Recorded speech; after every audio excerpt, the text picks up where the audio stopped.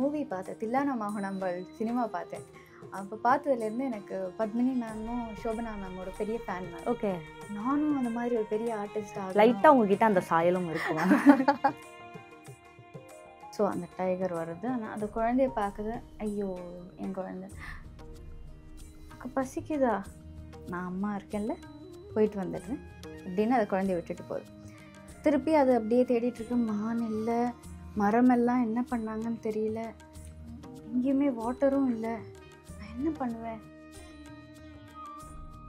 ஏன்னா once I started performing, அவங்க performance பண்ண ஆரம்பித்த உடனே அவங்க வந்து அந்த ஸ்லம்டாக் மில்லியனர் மறந்துட்டு இவ்வளோ ஒரு அழகான விஷயம் உங்கள் ஊரில் இருக்கா, இது என்ன இவ்வளோ பியூட்டிஃபுல்லாக இருக்குது, அவங்களும் ஃபஸ்ட் டைம் பார்க்குறாங்க. அந்த விலங்கு கூட எவ்வளோ ஒரு கஷ்டப்படுது, அதுவும் ஒரு அம்மா, அதுவும் ஒரு குழந்தை, அதோட ஃபேமிலி இருக்குது, அதை நம்ம எப்படி அதை பாதுகாக்கணும் அப்படிங்கிறது ஒரு தாட் வரும்பொழுது அந்த இமோஷன் வந்து I could connect through Bharatanatyam. Okay, நான் பண்ண என்டையர் மார்க்கம்லேயே அதுதான் ரொம்ப பிரசக்தியாக எல்லாருமே ரொம்ப ஸ்பெஷலாக வந்து என்கிட்ட பேசினதே வந்து எங்களுக்கு இப்படி ஒரு விஷயம் நடக்குதுன்னு நாங்கள் யோசிக்கலை, அதுக்கும் பசி, அதுக்கும் குழந்தை, அதுவும் அம்மா அப்படிங்கிறத நாங்கள் யோசிக்கலை. எல்லா கிராமங்கள்ல இருக்கவங்களும் கத்துக்கிறாங்க, பட் அவங்க வந்து வெளியே வர முடியல அவங்களால. ஸோ அது யாரு வெளியே வர முடியல அப்படிங்கிறது நம்மளை பொறுத்து தான். ஏன் நம்ம வந்து அங்கே தான் ஆடணும் அப்படின்னு யோசிக்கணும் இல்லையா? எங்கே ஆடினாலும் ஆட்டம் தானே, கற்றுக்கிறது தான் இம்பார்ட்டன்ட். குழந்தைங்களை ஃபஸ்ட்டு நான் ஜாயின் பண்ணிக்கும் பொழுது நானும் அப்போ ரொம்ப சின்னவ தான். ஓகே. எப்படின்னா மற்றவங்களாம் வந்து அவங்கள வந்து பாத்ரூம் கூப்பிட்டு போகிறதுக்காக யாரையும் அட்டெண்டர் மாதிரி வச்சுருக்கேன், அதுவே குழந்தை தான் அப்படின்னு நினச்சிக்கிட்டாங்க எல்லாரும். அவங்களை பற்றி காமனாக ஒரு தப்பான அபிப்பிராயம் என்ன இருக்குன்னா, அவங்க திருடுவாங்க, பொய் சொல்லுவாங்க, அவங்க ஒழுங்காக இருக்க மாட்டாங்க. பட் இது எதுவுமே உண்மை கிடையாது. அவங்க கூட பழகும் போது தான் அவங்க எவ்வளோ நல்லவங்க, அவங்க ஃபேமிலிஸ் எவ்வளோ நல்லவங்க. ஆனால் என்ன ஒரு ஒரு கஷ்டம் அப்படின்னா, எப்படின்னா நாங்கள் எல்லாருமே ஒன்றா உட்காந்து சாப்பிட்றோம். Okay, super. அவங்க டப்பாலேருந்து இவங்க சாப்பிடுவாங்க, இவங்க டப்பாலேருந்து அவங்க சாப்பிடுவாங்க. நாட் ஓன்லி சில்ட்ரன், பேரண்ட்ஸும் கூட, மதர்ஸும் கூட. லைக் இன்னும் எல்லாரும் சேர்ந்து உட்கார்ந்து சாப்பிட்றதுங்கிறது தான் சமத்துவத்தோட ஃபர்ஸ்ட் ஸ்டெப்பே நான் சொல்லுவேன். சரி, அந்த குழந்தையோட உட்காந்து பேசினேன், என்னடா கண்ணா என்ன ஆச்சு சொல்லு, ஏன் பிடிக்கல உங்களுக்கு அப்படின்னு கேட்டேன். அப்போ தான் ரியலைஸ் பண்ண அந்த குழந்தை வாழ்க்கையில் ஆப்பிளே சாப்பிட்டது கிடையாது. ஓகே, அதோட டேஸ்ட் எப்படி இருக்கும், அது பிடிக்கல. ஓகே. அப்போ எனக்கு வந்து அது வந்து ஒரு தாட் கூட இல்லை, அந்த குழந்தைக்கு ஆப்பிள் பிடிக்காதுன்னு, அது சாப்பிட்ருக்காதுன்னு கூட எனக்கு தோணவே இல்லை. அந்த குழந்தைங்க வந்து இந்த ஒரு ஃபஸ்ட்டு எப்படி வருவாங்கன்னா, நம்ம அவங்க பேரை கூப்பிட்டா கூட அப்படியே வெக்கப்பட்டுட்டு ஓடுவாங்க, மற்ற பசங்களோட நிற்க மாட்டாங்க, அழுவாங்க.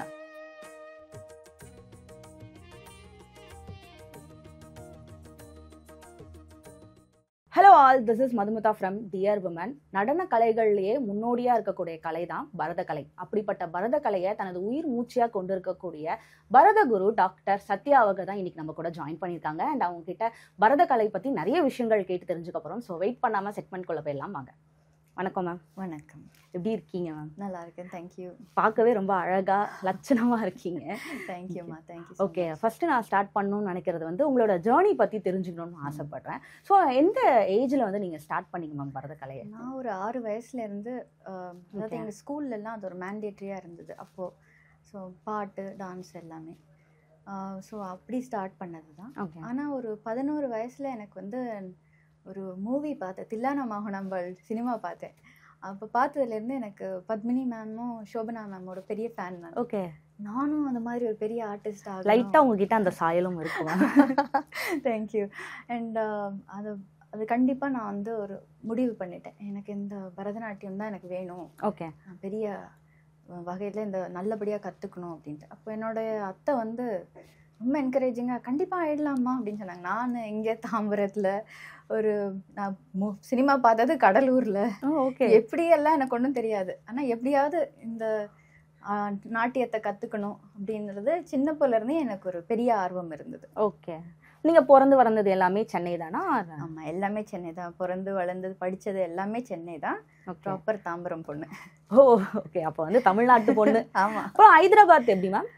கல்யாணம் ஆன பிறகு I had to go to Hyderabad. Okay. அங்கே போயிட்டு வந்து என்னென்னா, எனக்கு யூஎஸில் படித்த பிறகு இங்கே வந்த உடனே எனக்கு கல்யாணம் ஆகிட்டு அங்கே போக வேண்டியது இருந்தது. அப்போ அது வரைக்குமே நான் வந்து ஒரு ப்ரொடெக்டட் என்வாயன்மெண்ட்டில் ஒரு மெட்ராஸ் கிறிஸ்டியன் காலேஜில் பிறந்து வளர்ந்தது எல்லாமே. ஸோ என் ஃபேமிலி எல்லாரும் ஜெனரேஷன்ஸாக அங்கே இருந்திருந்தோம். அதனால எனக்கு பெருசாக ஓகே இந்த உலகத்தில் என்னெல்லாம் நடக்குது அப்படின்றது ஐடியாவே கிடையாது. டான்ஸு பாட்டு என் உலகம் அவ்வளோதான், ஸ்கூலு ஃப்ரெண்ட்ஸு. பட் அப்போது ஒரு யுஎஸ் போன பிறகு எனக்கு ஒரு சின்ன சம்பவம் அங்கே நடந்தது. அப்போது I just want to share எப்படி என்னோட ஜேர்னி ஸ்டார்ட் ஆச்சு அப்படின்னு. அங்கே எல்லாருமே என்ன, அப்போ நான் அங்கே போயிருக்க டைமில் நிறைய இந்தியன்ஸ் கிடையாது. என்னோட காலேஜ்லேயும் நான் ஒருத்தவங்க தான் வந்து என்னோட டிபார்ட்மெண்ட்டில் இந்தியனாக இருந்தேன். அப்போ அங்கே வந்து எல்லாரும் பார்த்துட்டு என்ன, இது ஒரு 1 டிகேட் முன்னாடி, 10 வருஷம் 15 வருஷம் முன்னாடினால நீங்கள் ஸ்லம்டாக் மில்லியனர் பார்த்தோம், ஓகே இந்தியனா நீங்கள் ஸ்லம்டாக் மில்லியனர் பார்த்துருக்கோம். அப்போ நான் வந்து ஸ்லம்டாக் மில்லியனர்னா நம்ம தலை ஏஆர் ரஹ்மானோட மியூசிக் அப்படி தான் நம்ம நினைப்போம். அதனால ரொம்ப ரொம்ப சந்தோஷமாக இருந்தால். அப்போ நிறைய பேர் இதை பற்றி தான் சொல்லிகிட்டே இருப்பாங்க. பார்க்கும்பொழுதுலாம் இந்தியாவை ஸ்லம்டாக் மில்லியனர் பார்த்தோம். அப்போ நானும் அந்த படம் என்னதான் எல்லாரும் சொல்கிறாங்களே அப்படின்னு பார்க்கும்பொழுது தான் எனக்கு தெரிஞ்சுது, ஓ அப்போனா நீங்கள் நினைக்கிறது என்ன, நாங்கள் 3rd வேர்ல்ட் கண்ட்ரிலேருந்து வந்திருக்கோமா? இல்லைல்ல அப்படிலாம் கிடையாது அப்படின்னு சொல்லிட்டு. அப்புறம் எப்போவுமே வந்து அங்கே எப்படின்னா நல்லவங்களும் இருக்காங்க. But it was always like இந்தியாவிலேருந்து வந்திருக்கிறதுனால ஒரு 3rd வேர்ல்ட் கண்ட்ரி ஐடென்டிட்டி எப்போவுமே இருக்கும். அது மாற்றினது வந்து எனக்கு வந்து நாட்டியம் தான். ஏன்னா ஒன்ஸ் ஐ ஸ்டார்டட் பெர்ஃபார்மிங், அவங்க பெர்ஃபார்மன்ஸ் பண்ண ஆரம்பித்த உடனே அவங்க வந்து அந்த ஸ்லம்டாக் மில்லியனர் மறந்துட்டு இவ்வளோ ஒரு அழகான விஷயம் உங்கள் ஊரில் இருக்கா, இது என்ன இவ்வளோ பியூட்டிஃபுல்லாக இருக்குது, அவங்களும் ஃபஸ்ட் டைம் பார்க்குறாங்க இது. So when they started writing about it, அப்போ தான் எனக்கு வந்து ஓ இவ்வளோ பவர் இருக்கா இந்த ஒரு நாட்டியம்ங்கிற விஷயம். எனக்கு வந்து ஒரு செல்ஃப் கான்ஃபிடென்ஸ் கொடுத்த விஷயம். ஓகே. ஸோ யாம் பெற்ற இன்பம் இவ்வையகம் பெருக. ஓகே. ஸோ வந்த பிறகு when I started dance class, இங்கே சொசைட்டியில் ஒரு டிவிஷன் இருக்குது, இந்த மாதிரி குழந்தைங்களில் கூட ஒரு டிவிஷன் இருக்குது.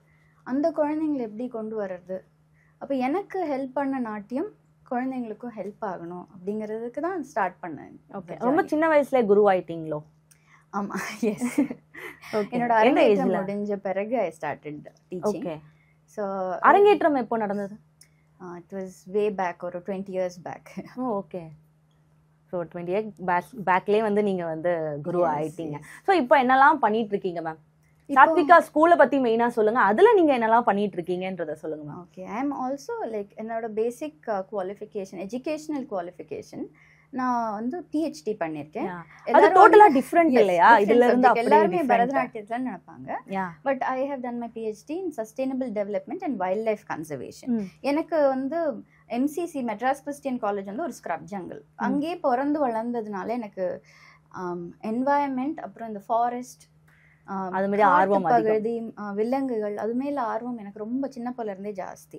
அங்கேயே வளர்ந்ததுனால எனக்கு அங்கே எப்படி ஒரு அந்த சூழலில் வாழ முடியுங்கிறதும் எனக்கு தெரியுங்கிறதுனால எனக்கு அது மேலே ஆர்வம் ரொம்ப ஜாஸ்தி. ஸோ என்னோட பிஹெச்டி அது மேலே தான். ஸோ இப்போ நீட் ஆஃப் தி ஹவர் எப்படி அப்படின்னு சொன்னால், இந்த உலகத்தில் நம்ம என்வாயன்மெண்ட்டை ப்ரொடெக்ட் பண்ணுறது தான் ஃபோர்மோஸ்ட் அப்படின்ற ஒரு நிலைமை இருக்கும் பொழுது, இங்கே இந்த நான் படித்த இந்த என்வாயன்மெண்டல் சயின்சஸையும் பரதநாட்டியம் கம்பைன் பண்ணி I am just presenting it to the world. அந்த தாட் ப்ராசஸ் எப்படி வந்தது, ரெண்டுத்தையும் ஒன்று சேர்ந்து நம்ம பண்ணணும்ன்றது? அது வந்து என்னன்னா, அந்த பிஹெச்டி பண்ற டைம்ல நிறைய படிச்சுட்டு இருந்தப்போ அந்த சப்ஜெக்ட்ஸ் வந்து படிக்கும் பொழுது ரொம்ப டீப்பா இருக்கும். ஒரு காட்டுல ஒரு விலங்கோ ஒரு மரமோ எப்படி அதோட வாழ்க்கை, அதை நம்ம எப்படி டிஸ்டர்ப் பண்றோம், அது நல்லா இருந்தாதான் நம்ம நல்லா இருக்க முடியும். அது அப்படிங்கிற பொழுது அதோட இம்பார்ட்டன்ஸ் யாருக்கும் தெரிய மாட்டேங்குது. ஒன்லி டெக்ஸ்ட் புக் வரைக்குமே இருக்குது, ஜென்ரல் பப்ளிக்கு போய் சேர மாட்டேங்குது. அந்த விலங்கு கூட எவ்வளோ ஒரு கஷ்டப்படுது, அதுவும் ஒரு அம்மா, அதுவும் ஒரு குழந்தை, அதோட ஒரு ஃபேமிலி இருக்குது. அதை நம்ம எப்படி அதை பாதுகாக்கணும் அப்படிங்கிறது ஒரு தாட் வரும்பொழுது அந்த இமோஷன் வந்து I could connect through Bharatanatyam. Okay. Bharatanatyam வந்து ஒரு transportive medium. It can transcend, it can transform. So அது வந்து சொசைட்டியில் இருக்க எந்த ஒரு விஷயத்தையும் நம்ம நாட்டிய கலையினால் கண்டிப்பாக எடுத்துகிட்டு போக முடியும்.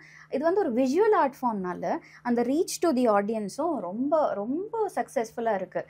ஏன்னா அது பார்க்க வர்றவங்க வந்து அந்த சப்ஜெக்ட்லாம் பார்க்கும்பொழுது it's human wild life conflict, இல்லைன்னா ஒரு கேண்ட் ஹண்டிங் பற்றியோ அந்த மாதிரி சப்ஜெக்ட்ஸ், டீஃபாரஸ்டேஷன் பற்றி சொல்லும் போதோ நிறைய பேர் வந்து அழுவாங்க. லிட்டரலி எங்களுக்கும் இதெல்லாம் நடக்குதுன்னு எங்களுக்கு தெரியாது, நாங்கள் இந்த மாதிரி ஒரு ஆங்கிள் யோசிச்சே பார்க்கல அப்படின்ட்டு நிறைய பேர். ஓகே. ஒரு பீரியட் வரைக்கும் வந்துட்டு பரதநாட்டியம் அப்படின்னா வந்து அதில் நடனங்கள்லாம் வந்து இப்போ ஒரு எப்படி சொல்கிறது, ஒரு புராண கதைகளை எடுத்து அவங்க அதில் வந்து பெர்ஃபார்ம் பண்ணி காட்டுவாங்க. ஸோ இந்த மாதிரியான விஷயங்கள் பண்ணும்போது அவங்களுக்கு ஈஸியாக புரியுதா? ஆமாம், கண்டிப்பாக ஈஸியாக புரியுது. அது இட் இஸ் என்னோட குரு, நான் வெரி பிளெஸ்ட். எனக்கு வந்து லெஜெண்டரி குருஸ் கிட்ட கற்றுக்கிட்டேன். ஓகே. அதனால் அவங்க கிட்ட கற்றுக்கிட்டதுனால என்னால் அந்த டெக்னிக்கை வந்து கரெக்டாக கொண்டு போக முடிஞ்சது. வழுவூர் ஸ்டைல் பாணிலேயே ரொம்ப எக்ஸ்பர்ட்ஸ் கிட்ட நான் வந்து எனக்கு ரொம்ப பிளெஸ்ட் அவங்க கிட்ட இருக்கிறதுக்காக. அவங்க என்னை கைட் பண்ணுறதுனால என்னால் இதை வந்து கொண்டு போக முடிஞ்சது. அண்ட் அந்த கரெக்ட் மியூசிக் காம்போசிஷன், அந்த கரெக்ட் சப்ஜெக்ட் நம்ம எழுதும்பொழுது it's not the art, is not boring, it's just the execution, how you make it. அந்த எக்ஸிக்யூஷன் நம்ம கரெக்டாக கொடுக்கும்பொழுது டெஃபினெட்லி அந்த கனெக்ட் இருக்குது ஆடியன்ஸ்க்கு. ஓகே. அவங்களுடைய ரியாக்ஷன்ஸ் என்னவாக இருக்கும்? உங்ககிட்ட வந்து எப்படி அதை வந்து பேசுவாங்க மேம்? அதை புரிஞ்சுக்கிட்டு இப்போ நீங்கள் அழுவாங்கலாம் சொன்னீங்க.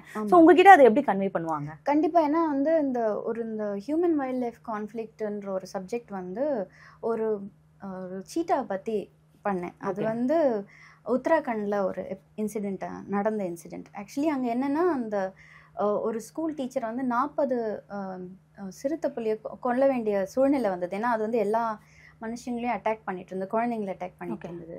அப்போ எதுக்காக அந்த மாதிரி பண்ணுது அப்படிங்கிறத I wanted to study about it. இதை வந்து நான் பிஹெச்டி பண்ணும்போது படித்தேன். ஹியூமன் வைல்ட் லைஃப் கான்ஃப்ளிக்ட் கீழே வரும். ஓகே. எதுக்கு அந்த மாதிரி பண்ணுது அப்படிங்க பார்க்கும்பொழுது படிக்க என்ன ஒரு ரியலைசேஷன் வந்ததுன்னா, அதோட சாப்பாடு, அதோட காட்டை அழிச்சு அது சாப்பிட வேண்டிய மானை நம்ம சாப்பிட்டுட்டு அதுக்கு எதுவுமே இல்லாமல் பண்ணும்பொழுது அது குழந்தைக்கு பசிக்கும் பொழுது அந்த தாய் வந்து தாங்க முடியாமல் இறங்கி வந்து ஏதாவது சாப்பாடு கிடைக்கணும். அது மேனீட்டர் கூட இல்லையா, அதனால கீழே வருது. அப்போ பேசிக்லி இங்கே என்ன பார்த்தீங்கன்னா, அதோட நேச்சுரல் ஹேபிட்டாட்டை நம்ம போய் டிஸ்டர்ப் பண்ணும்போது தான் அது வந்து நம்மக்கிட்ட வந்து தொந்தரவு பண்ணுது. அது வந்து அதுவும் ஒரு குழந்தையோட அம்மா தானே அப்படின்ற ஒரு பெயின் எனக்கு இருந்தது. ஓகே. அந்த உணர்வு தான் என்னால் அதை வந்து வெளிப்படுத்த முடிஞ்சது. அது ரொம்ப அழகாக வந்திருந்தது. எனக்கே வந்து என்ன ஆச்சரியமாக இருந்ததுன்னா, அந்த ஆடியன்ஸ் ரீச் நான் பண்ண என்டையர் மார்க்கம்லேயே அதுதான் ரொம்ப பிரசக்தியாக எல்லாருமே ரொம்ப ஸ்பெஷலாக வந்து என்கிட்ட பேசினதே வந்து, எங்களுக்கு இப்படி ஒரு விஷயம் நடக்குதுன்னு நாங்கள் யோசிக்கலை, அதுக்கும் பசி, அதுக்கும் குழந்தை, அதுவும் அம்மா அப்படிங்கிறத நாங்கள் யோசிக்கலை அப்படின்னு சொல்லி ரொம்ப ஆடியன்ஸில் மூவ் ஆன ஒரு விஷயம். ஓகே. இப்போ வந்து பரதநாட்டியம் அப்படின்னு வந்தாலே மக்களுக்கு இருக்கக்கூடிய கேள்வி என்னன்னா, இந்த பரதநாட்டியம் யாருக்கானது? வெறும் பணம் இருக்கிறவர்களும் இல்லைனா வந்து ஒரு சமூகத்தை சார்ந்தவர்கள் மட்டும்தான் இதை கற்றுக்க முடியுமா? சாமானிய மக்கள் இல்லைனா கிராமப்புறங்கள்லேருந்து வரவங்கலாம் கற்றுக்க முடியாதா? அதுக்கான நிலைமை எப்போ மாறும் அப்படின்ற ஒரு கேள்வி தான் எல்லார்கிட்டையும் இருக்குது. உங்களுடைய பதில் என்ன? ஓகே, இது வந்து பேசிக்லி ஒரு கொஸ்டின் கேட்குறேன் உங்களை நான் இன்டர்வியூ. இப்போது ஏரோப்ளேனை கண்டுபிடிச்சது யாரு அப்படின்னு சொன்னால் ரைட் பிரதர்ஸ்ன்னு எல்லாரும் சொல்லுவோம். இப்போ ஏன் ஏர்பஸ் 380 இல்லை லேட்டஸ்ட்டாக யார் கண்டுபிடிச்சாங்களோ அவங்களே அவங்க சொல்கிறது இல்லையே. அதாவது ஒரு கம்யூனிட்டி அவங்க இதை தௌசண்ட்ஸ் ஆஃப் இயர்ஸாக பாதுகாத்துட்டு வராங்க. ஓகே. ஒரு தேவதாசி கம்யூனிட்டியிலேருந்து, ஒரு இசைவல்லாளர் கம்யூனிட்டிலேருந்து அவங்க பாதுகாத்துட்டு வர்றாங்க. தமிழ்நாட்டிலேருந்து இந்த பரதக்கலை வந்து அது இந்த ஜென்ரேஷனில் ஒரு 100 இயர்ஸாக எல்லாருக்குமே ஒரு இதாகிடுச்சு. ஸோ எல்லாருக்குமே இட்ஸ் சமம். இது வந்து ஒரு ட்ரெஷர், ஒரு ஹெரிடிட்டி ட்ரெஷர் நம்ம கண்ட்ரியோடது. அது நான் தான் வச்சுப்பேன்னு யாரும் சொல்ல முடியாது. இது எல்லாருக்கும் முடியாது, எல்லாருக்கும் போய் சேரணும். ஓகே. அது சேர மாட்டேன்து. இப்போ நம்ம ஒரு நடன கல்லூரியில பார்த்தா, பரதநாட்டியம் கற்றுக் கொடுக்கக்கூடிய ஒரு நடன கல்லூரியில பார்த்தாலுமே வந்து ஒரு 80% வந்து ஒரு சமூகத்தை சார்ந்தவர்கள் தான் இருக்காங்க. 10% பணம் உள்ளவர்கள் இருக்காங்க. மீதி 10% தான் வந்து ஏதோ எனக்கு வந்து பேஷன் இருக்கு, இது எனக்கு ரொம்ப பிடிக்கும், நான் இதை வந்து கத்துக்கணும்னு நினைக்கிறேன் அப்படின்னு சொல்லிட்டு வரவங்க இருக்காங்க. இது எண்ணிக்கை வந்து இன்னும் மாறல இல்லையா? நம்ம 2025ல இருக்கோம், எல்லாருக்கும் சமம் அப்படின்னாலும் அந்த எண்ணிக்கை இன்னும் மாறல இல்லையா? இப்போ என்னோட பர்சனல் எக்ஸ்பீரியன்ஸ்ல சொல்றேன். நான் வந்து அந்த மாதிரி ஒரு பெரிய சமூகத்துலேருந்து தான் வரலை. ஸோ அப்படி கால்டு பெரிய சமூகத்துலேருந்து வரல. பட் என்னோட குருஸ் எனக்கு வந்து ரொம்ப சப்போர்ட்டிவாக இருந்தாங்க. அவங்க அப்படி இருந்ததுனால தான் நான் இன்னைக்கு இங்கே வந்து உங்ககிட்ட பேச முடியுது. நான் வந்து அதை கொண்டு போய் என் பசங்கக்கிட்ட நான் இன்னும் சேர்க்கணும். அந்த social responsibility as a Guru, as a teacher இருக்கணும். எல்லா விஷயத்துலையுமே பார்த்தீங்கன்னா இந்த வேர்ல்டு மாற்ற முடிஞ்சது ஒரு டீச்சர் கையில் இருக்குன்னு நான் சொல்வேன். ஏன்னா அந்த ஒரு யங் மைண்ட், ஒரு அழகான ஒரு குழந்தையோட ஒரு ப்ரெசன்ஸ், ஒரு உள்ளம் வந்து நம்மக்கிட்ட இருக்கிறது. அந்த ரெஸ்பான்சிபிலிட்டி, அந்த சைல்டை எப்படி மோல்ட் பண்ணுவோன்றது நம்ம கையில் தான் இருக்குது. ஸோ அந்த என்னோட குரு சொல்லுவாங்க, கலைமாமணி ஸ்ரீமதி கிரிஜா ராமசுவாமி, அவங்க சொல்லுவாங்க, ஒரு குழந்தையில வந்து டிஃப்ரென்ஸ் பார்க்குறவங்க, அது இந்த ஜாதி, இந்த மதம், இந்த இது மொழி அப்படின்னு டிஃப்ரென்ஸ் பார்க்குறவங்களுக்கு வந்து ஒரு குருவாக இருக்கிறதுக்கோ ஒரு டீச்சராக இருக்கிறதுக்கோ மனுஷனாக இருக்கிறதுக்கு கூட அருகத்தையே இல்லை அப்படின்னு சொல்லுவாங்க. அப்படி தான் என்னோட டீச்சர்ஸ் எல்லாருமே என்னை வந்து வழி நடத்தினாங்க. கண்டிப்பாக நான் வந்து ரொம்ப கஷ்டப்பட்டு ஐ யூஸ் டு ட்ராவல் லாட். இங்கேருந்து தாம்பரத்துலேருந்து டி நகர் ஓடி போகணும், அங்கேருந்து இப்போவுமே அப்படி தான். பட் அது வந்து இப்போ எனக்கு அது அப்போ கஷ்டமாக தெரியவும் இல்லை, எனக்கு கற்றுக்கணுன்ற ஆர்வம் தான் இருந்தது. இப்போ அதை கொண்டு போய் சேர்க்கணுன்ற ஆர்வம், நானும் இன்னும் கற்றுக்கணுன்ற ஆர்வம் டெஃபினட்டாக இருக்குது.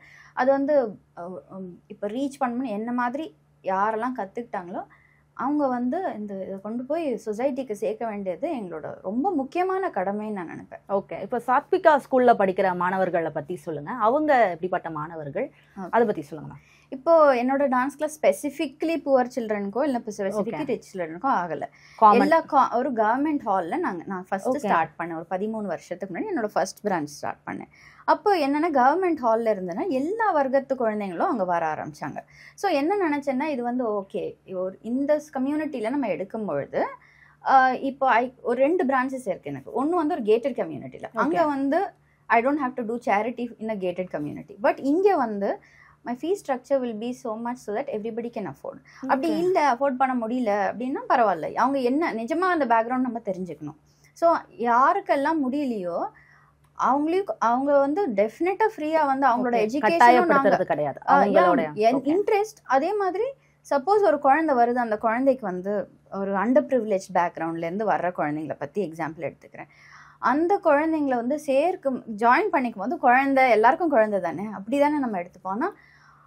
வரதான் அது ஒரு என்னெல்லாம் அதில் ஃபேஸ் பண்ண வேண்டியது இருக்குது, சேலஞ்சஸ் என்ன ஃபேஸ் பண்ண வேண்டியது இருக்குது, அவங்கள அந்த ஸ்கூலில் சேர்க்கறதுனால என்ன இருக்குது, மற்ற குழந்தைங்களோட அவங்கள சேர்க்கும் போது எப்படி, என்னென்ன சேலஞ்சஸ்லாம் அவங்க ஃபேஸ் பண்ணுறாங்க மேம்?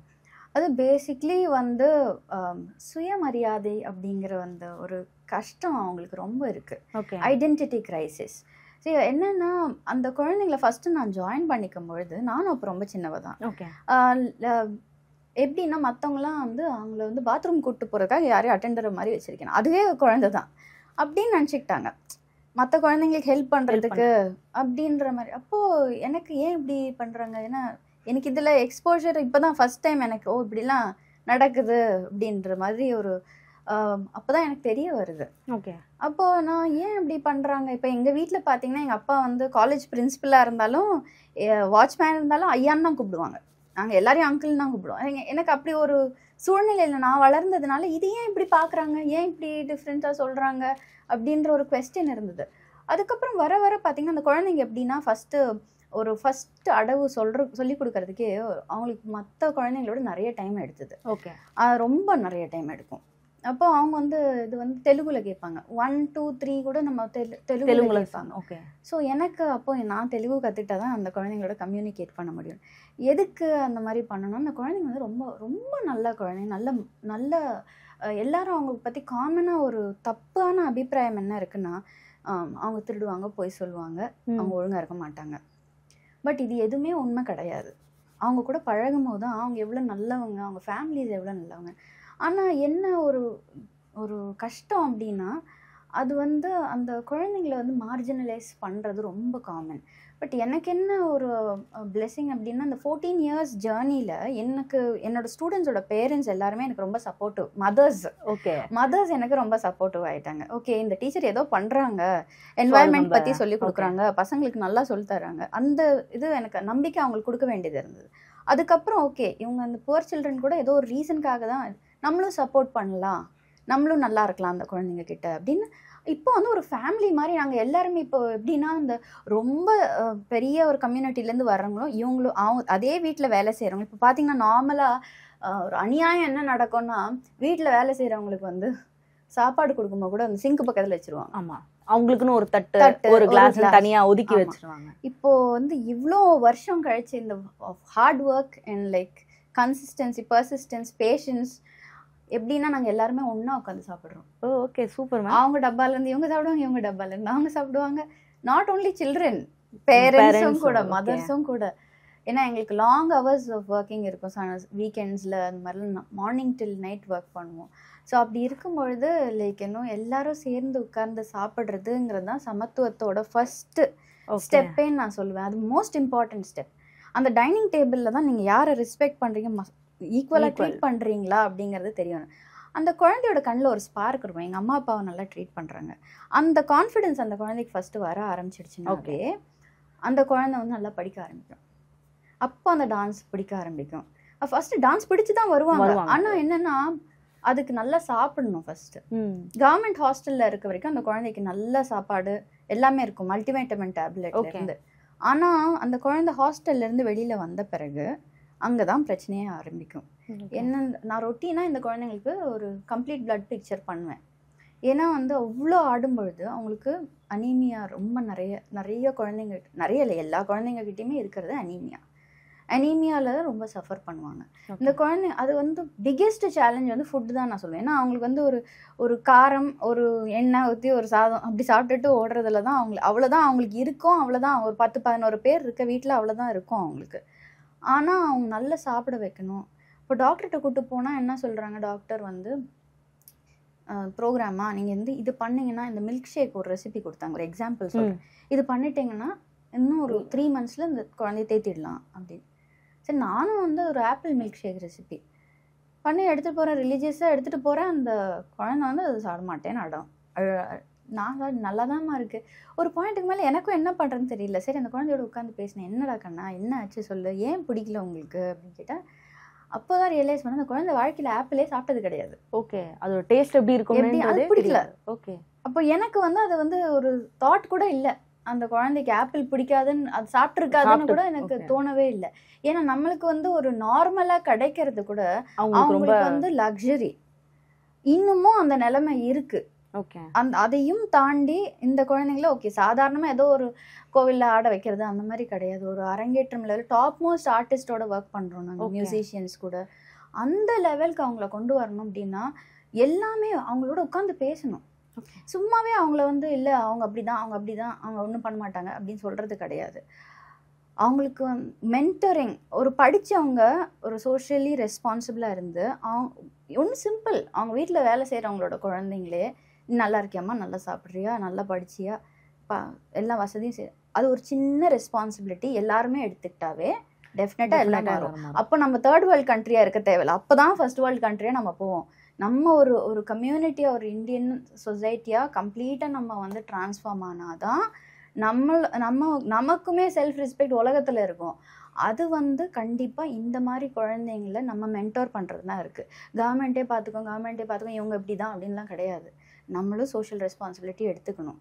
அண்ட் ஒரு சின்ன எக்ஸாம்பிள் வந்து ஹவு பீப்புள் சே லைக் அவங்க ஏமாற்றுவாங்க அப்படின்னு, அவங்க அப்படி தான், அவங்க திருடுவாங்க. ஒரு காய்கறி விற்கிறவங்களோட குழந்தைய வந்து எனக்கு கூப்பிட்டு வந்தாங்க. அப்போ ரொம்ப சந்தோஷமாக இருந்தது பார்க்குறதுக்கு. அப்போ நான் சொன்னேன், கொஞ்சம் பெரிய குழந்தை, சின்ன வயசுலேயே கொண்டு வந்துருக்கலாமே அப்படின்னா, எங்களுக்கு வசதி இல்லைம்மா. ஐயோ, வசதிக்கு என்ன இருக்கும்மா, நீங்கள் கூப்பிட்டு வாங்க குழந்தைய.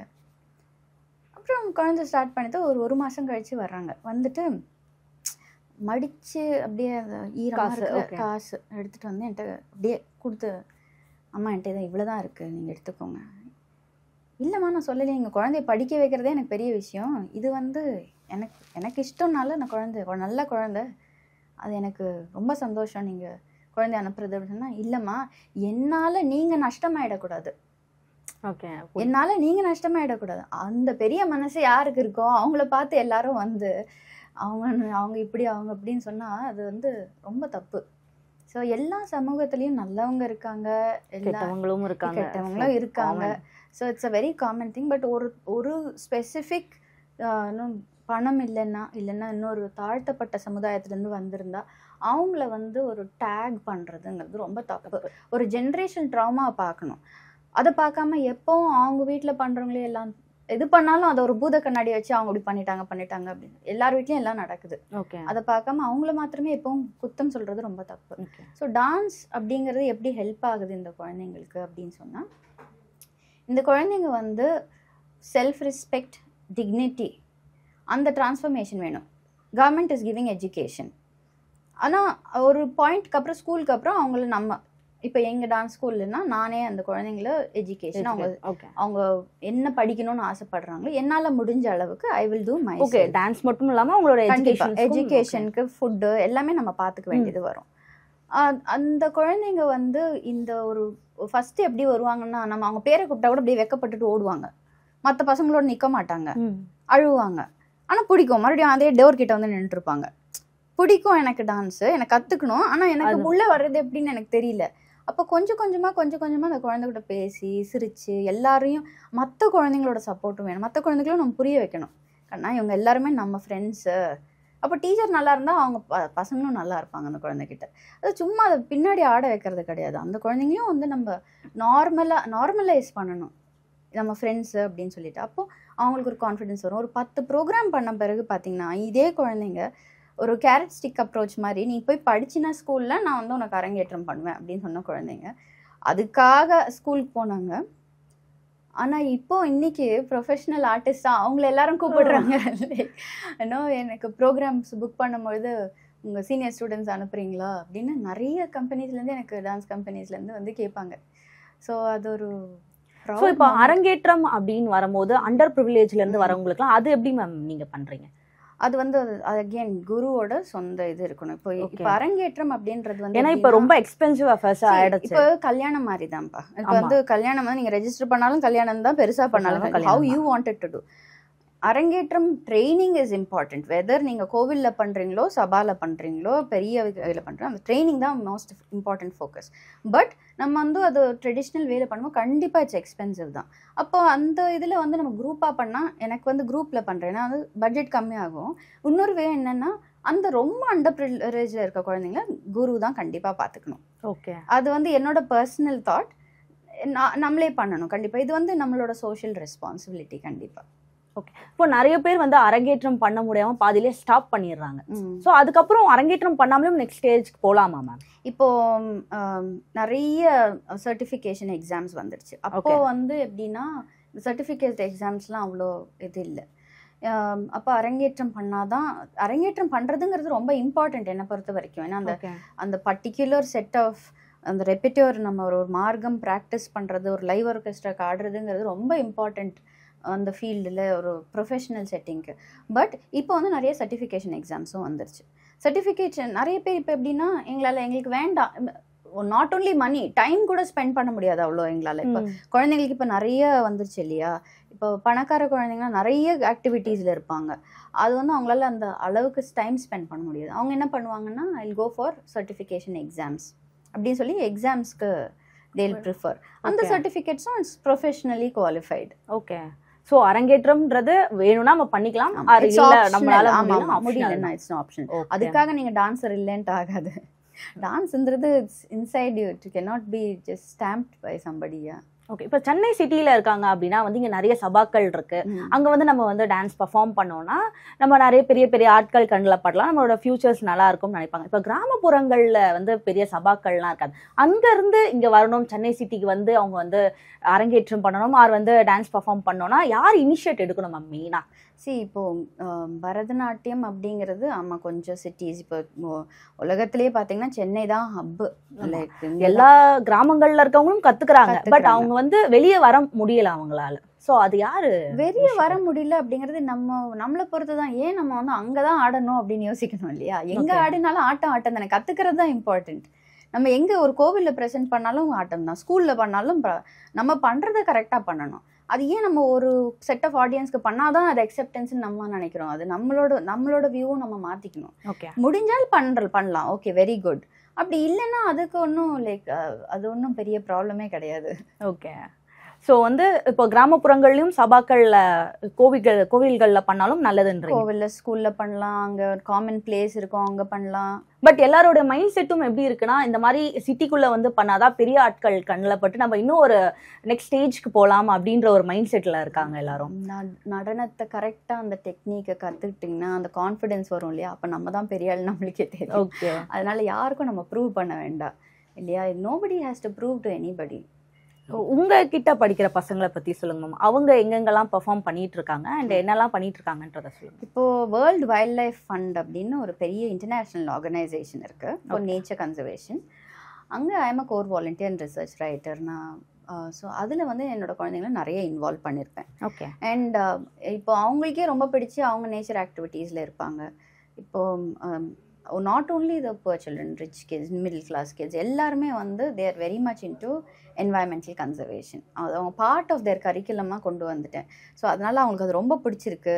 அதில் ரொம்ப enjoy themselves. Nature activities என்னோட குருஸ் எல்லாமே எனக்கு சொல்லி தந்ததுன்னா நேச்சர் ஆக்டிவிட்டி. இப்போது என்னோட குரு சித்ரா விஸ்வேஸ்வரன் மேம் கிட்ட இப்போ நான் வந்து ஹோலிஸ்டிக் டெவலப்மெண்ட் ப்ரோக்ராமில் என் சுகன்யா மேம் கிட்ட இருக்கேன். நான் அவங்க கிட்ட கற்றுக்கிட்டு இருக்கேன்.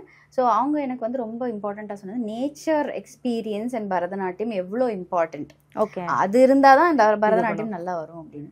அதே மாதிரி என்னோட குரு வந்து டாக்டர் கலைமாமணி டாக்டர் பிரியா கார்த்திகேயன் அவர்கள் வந்து எனக்கு நான் அரங்கேற்றம் பண்ணும்பொழுதே ஒரு வேறு மதத்திலிருந்து ஒரு டெக்ஸ்ட் எடுத்து கூட நாங்கள் பண்ணோம். ஓகே.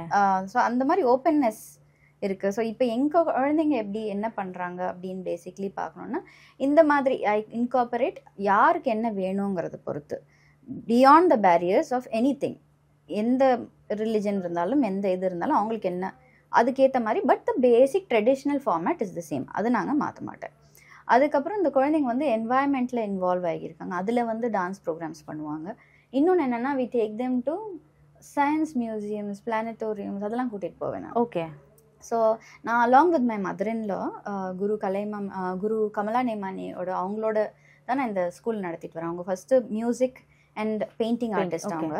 நான் இதில் டான்ஸையும் இன்கார்பரேட் பண்ணி இப்போ நாங்கள் வந்து அது ஒரு ஸ்கூலாக நடத்திட்டு வரோம். ஸோ நாங்கள் எங்கள் குழந்தைங்கள வந்து we train like basically to take in like science also along with arts.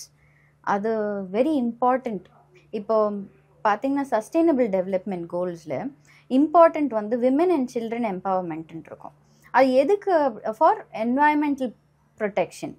என்வாயன்மெண்ட்டுக்கு women children எதுன்னு சம்மந்தம் அப்படின்னு கேட்டிங்கன்னா, ஒரு குழந்தை ஒரு வீட்டில் இந்த மாதிரி ஒரு குழந்தை நம்ம என்கரேஜ் பண்ணி ஒரு மதரை கன்வின்ஸ் பண்ணிட்டோன்னு வச்சுக்கோங்களேன் அபவுட் வாட் அந்த மதர் கூட எப்படின்னா அவங்க கிரேட்னஸ் என்னென்னா அந்த குழந்தைக்கு என்ன நல்லது கிடைக்குதுன்னு பார்ப்பாங்க. அப்படி அவங்க தேவையா அப்படின்னு பார்க்காம அந்த குழந்தைகளுக்கு பியாண்ட் எவ்ரி திங் அந்த ஒரு மதரால் தான் பார்க்க முடியாது. ஓகே, இதெல்லாம் தாண்டி ஜாதி மதம் பேதம் எல்லாத்தையும் தாண்டி இங்கே என்ன சொல்லி தராங்களே, இது என் குழந்தைக்கு நல்லா இருக்குது, என் குழந்தை சந்தோஷமாக இருக்குது, படிக்குது, சர்டிஃபிகேட் வாங்குது, என்வாயன்மெண்ட்டில் இருக்குது, டிவி பார்த்துடலாம், ஃபோன் பார்த்து இல்லாமல் டான்ஸ் கிளாஸில் இருக்குது, ரொம்ப அது அவங்களுக்கு பிடிச்சிருக்கு. அதனால they are accepting this way of teaching. Okay. So this is basically what I do is to teach environmental consciousness, unity and science. Spirit of science, okay. Scientific inquiry through arts. So empowerment, equality and environmental awareness through arts. Okay, நான் first உங்ககிட்ட ஒரு கேள்வி கேட்டேன். நீங்க சின்ன வயசுலேயே ரொம்ப சின்ன வயசுலேயே குருவாயிட்டீங்கன்ட்டு. பட் இன்னும் நீங்க சின்ன வயசுலேயே ஆயிருந்தா இன்னும் நிறைய ஸ்டூடெண்ட்ஸ் வந்து வெளியே வந்திருப்பாங்கன்னு நினைக்கிறேன். ஸோ இப்போ வந்து நெக்ஸ்ட் ஸ்டேஜுக்கு போகணும் சாத்விகா ஸ்கூல் அப்படின்னா நீங்க என்ன விரும்புறீங்க? எனக்கு டெஃபினட்டாக இது வந்து ஒரு ரிப்பிள் எஃபெக்ட்னு சொல்லுவாங்க. ஒரு தண்ணியில் ஒரு கல்லை போட்டிங்கன்னா அப்படியே மெதம் போயிட்டே இருக்கும் இல்லையா, அதுதான் ரிப்பிள் எஃபெக்ட். நான் இதை வந்து நான் சொன்ன மாதிரி யாம் பெற்ற இன்பம் இவ்வையகமும் பெருக.